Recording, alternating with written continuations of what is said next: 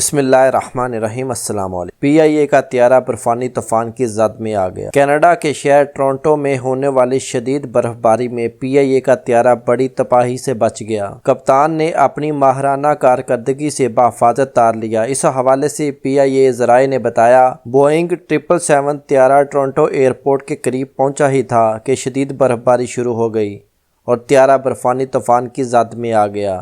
پی آئی اے کے کپتان نے حاضر دماغی اور مہارت کا مظاہرہ کرتے ہوئے طیارے کو کنٹرول کیا اور بحفاظت ٹورنٹو ایئرپورٹ پر اتار لیا۔ طیارے کی لینڈنگ ہوتے ہی ٹورنٹو ایئرپورٹ اتھارٹی کے عملے نے رن وے اور اطراف کے ایریا کو کور کیا اور ہنگامی طور پر مشینری کے ذریعے برف ہٹانے کا کام شروع کر دیا گیا۔ ذرائع کے مطابق پرواز پی آئی اے کے 797 لاہور سے ٹورنٹو پہنچی تھی۔ پرواز کو بحفاظت اتارنے پر پی آئی اے کے سی ای او راشد ملک نے کپتان اور فضائی عملے کو شاباشی دیتے ہوئے ان کی کارکردگی کو سراہا۔ سی ای او راشد ملک نے ٹورنٹو ایئرپورٹ انتظامیہ کا بھی شکریہ ادا کیا، جنہوں نے رن وے پر فوری طور پر برف ہٹا کر طیارے کو پارک کروایا۔ اور مزید نیوز اپ ڈیٹ کے لیے ہمارے چینل کو سبسکرائب کرنا مت بھولیں۔